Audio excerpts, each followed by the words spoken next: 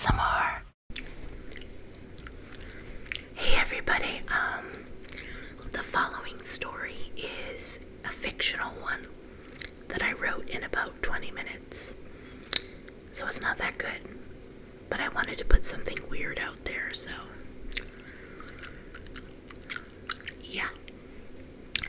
It's called The Dusting. Trust me when I tell you that I was not a brat. I may have been a little spoiled, but I was not a snob or a brat. As a teenager, the one area that I did give my parents problems with at times was going to school. I was shy. At times, school would cause me some major anxiety. This often popped up when there was a group project or an oral presentation to be done. Let me just say, I hated group projects. I was the kid that desperately just wanted you to assign me something to research and type out. I wasn't lazy about doing the work. I just didn't have the social skills to fight other members of the project for a role. I didn't have the skills to speak up and say, I want to do this. No. I was the one that, because I was quiet, they'd forget I was even sitting there until they unanimously decided I wasn't participating enough.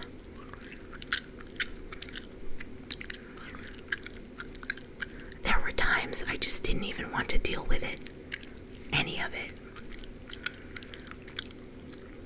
Those days, I'd fake sick. Now I tried to be smart about it. Only do it a few times a year. Not overdo it with exaggerated zealous. But I still think my mom sensed I wasn't really sick and allowed me to stay home anyway. This one day in particular was a Friday.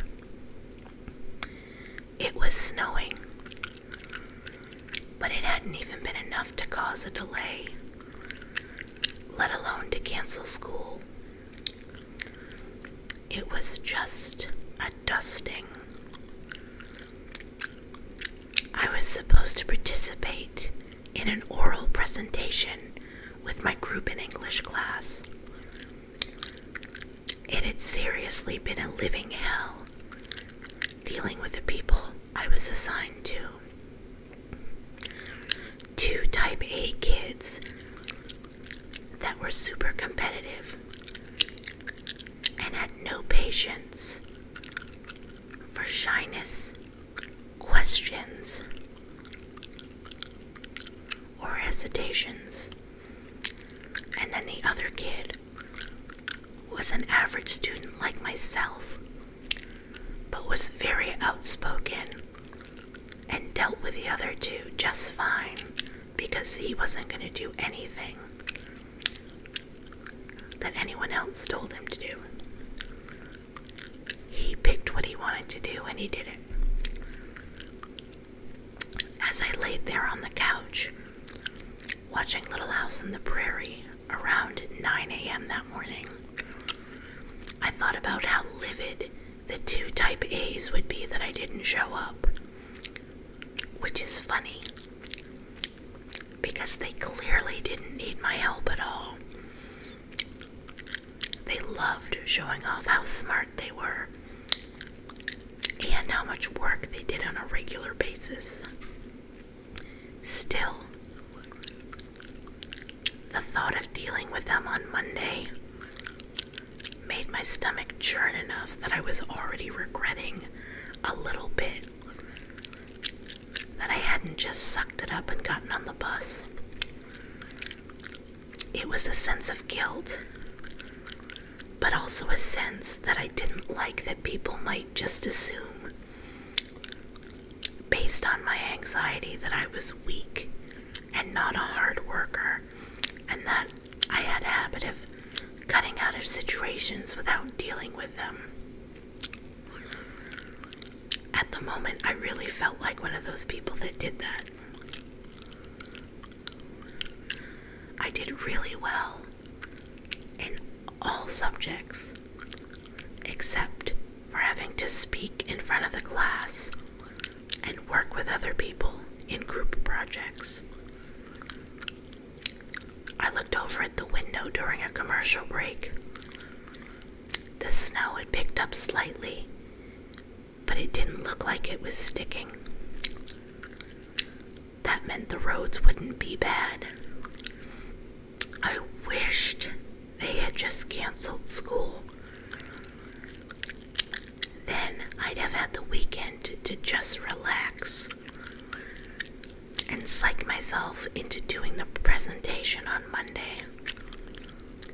I knew deep down it probably wouldn't have mattered. In fact, it might have even been worse. I'd have probably stressed all weekend about it. I always did this. Partway through the day, when I'd faked sick, I always felt guilty about not going in. It made facing the next school day that much worse. You don't really think about things like that in the moment, though. When you're anxious, you just want to avoid. Just a dusting. Why didn't they just cancel school? Around 11, I fixed myself a sandwich and watched the snow falling out the window in the kitchen. It was coming down faster now, and it was finally starting to stick. Now, in the history of my high school, they'd only sent students home in the middle of the day twice during bad storms, and it had been many years since that had happened. This was before the internet had its big boom. I flipped to the local news station to see if there were any updates on the weather. Chuck Kensington, our meteorologist, said that this minor dusting might turn into a small storm by the afternoon, and to stay tuned. I looked back out the window. It was really starting to pile up fast out there now.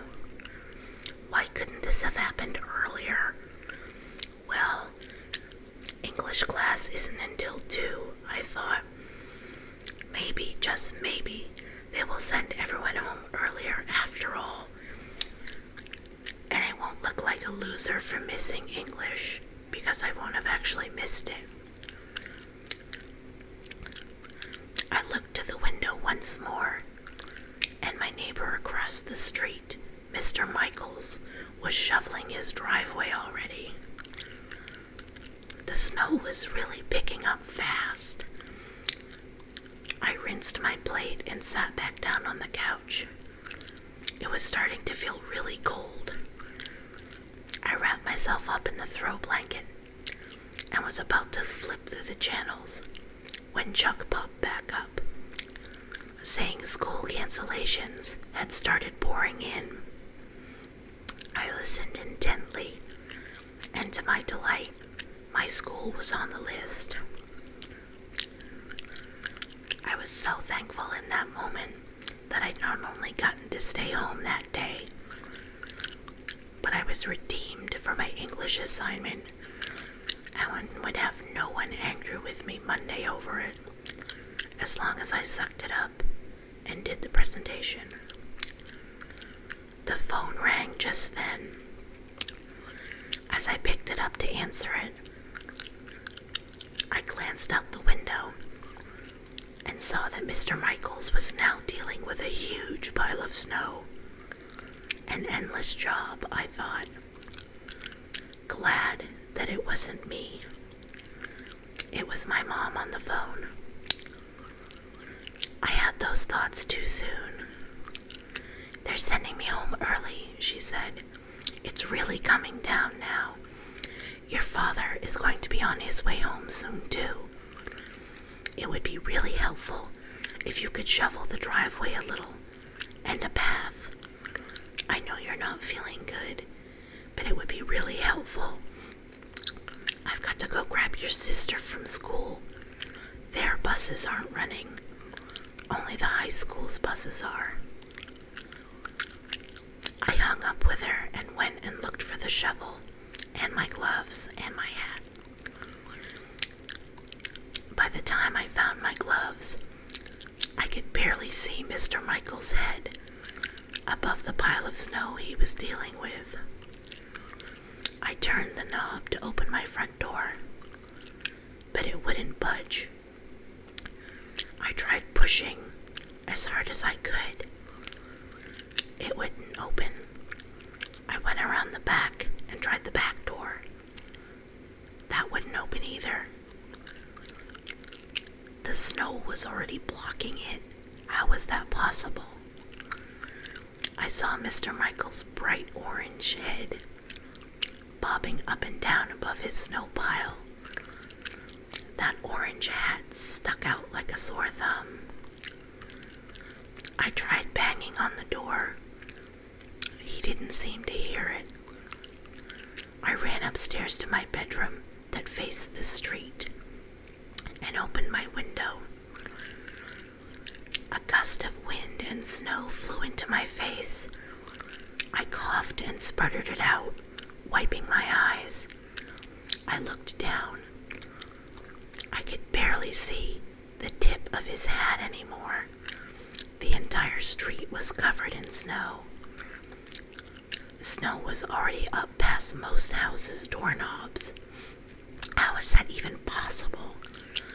An hour ago, it was still just a dusting. I yelled as loud as I could to Mr. Michaels.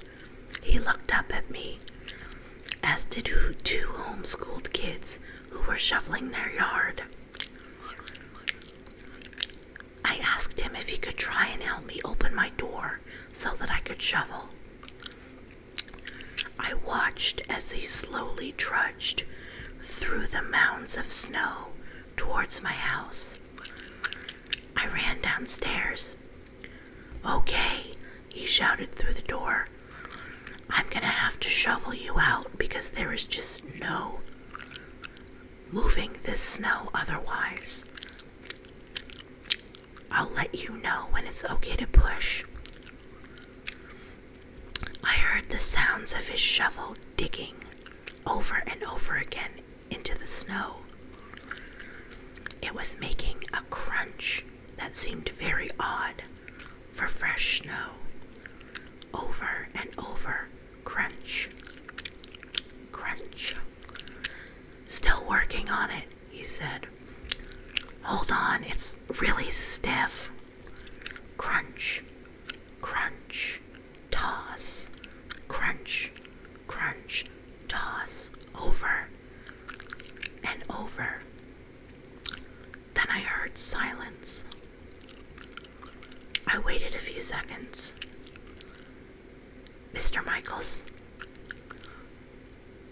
are you done? No response. I tried opening the door. The door would not budge, and the knob was super cold. In fact, the whole house was starting to feel really cold. I ran back upstairs to look out my window again. I couldn't get a good view of my front door, but I could see that the snow had piled up past it. I looked over to where the two kids had been shoveling their yard. All I saw was snow. Snow up past their doorknob. It was starting to reach their windows. I didn't even see Mr. Michael's orange hat poking out anywhere. Had the two kids gone inside? Had Mr. Michael's given up. I didn't see him working on his snow pile, and I did not see any footprints leading back to his house. I was starting to feel a little bit panicked, but wondered if maybe he had gone to try and find something else to help dig me out. While I waited, I adjusted the thermostat and sat on the couch again, covered in the blanket. I flipped through the stations and found an old episode of I Love Lucy. The one where she wants to do a commercial. It was about to be at the part where Ricky finds out she took apart their TV set, when I began to notice that it was starting to get darker in the room. I went and flipped the light on. As I did, I glanced at the dining room windows and realized they were completely covered in snow. I ran back upstairs, remembering that I'd left my window open and slammed it shut. I gasped when I realized I could no longer see the street. All I could see was the upstairs windows of the houses across the street. I went into my sister's room and looked out the back window. Our satellite dish was no longer visible. I ran upstairs and picked up the phone. I was scared now. How could Mom and Dad get home? How would any of my classmates get home? There was no way anyone could be out driving in this.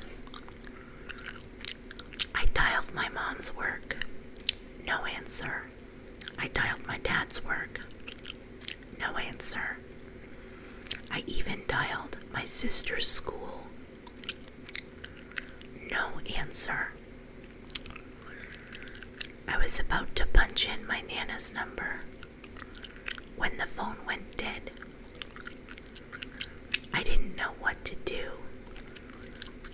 I sat back down on the couch for the millionth time and covered myself in that blanket. That blanket that was doing nothing for me at this point. I was so cold. The heater must not be working. I tried several channels on the TV, and they were all static. I walked over to the TV set and smacked it. I managed to get the news station to pop back in. Chuck Kensington looked like he was sweating bullets on live TV. I've never seen anything like this, folks. This came out of nowhere. If you're at home, stay at home. If you're at work, stay at work. The roads are extremely dangerous. Vehicles, including school buses, are completely disappearing in this whitewash. There are no reports of accidents because there are no accidents to be seen. Listen to me, folks. What I'm trying to say is, we've got reports that no vehicles can be seen on the roads because there are no roads. We've got no reports of injuries because the hospital is gone. Suddenly, a voice piped up from off camera. I don't understand, Chuck. It sounds like you're saying the storm is sucking people and cars and buildings up. That doesn't make any sense. Chuck looked over to the voice. Tragedies rarely do.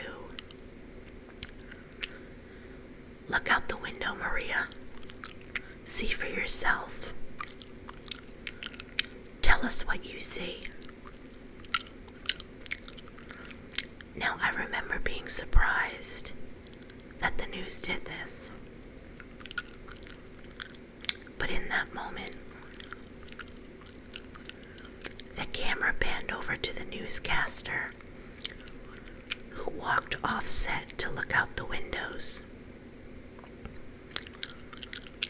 I see the windows to the building across the street, but nothing else.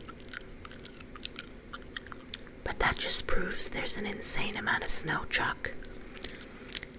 It doesn't mean we won't be dug out. It doesn't mean those vehicles and buildings and people literally disappeared. They're out there somewhere. You don't get it, Chuck said, as the camera panned back over to him. He sat down and ran his hands through his hair. There won't be anyone to dig us out. I don't know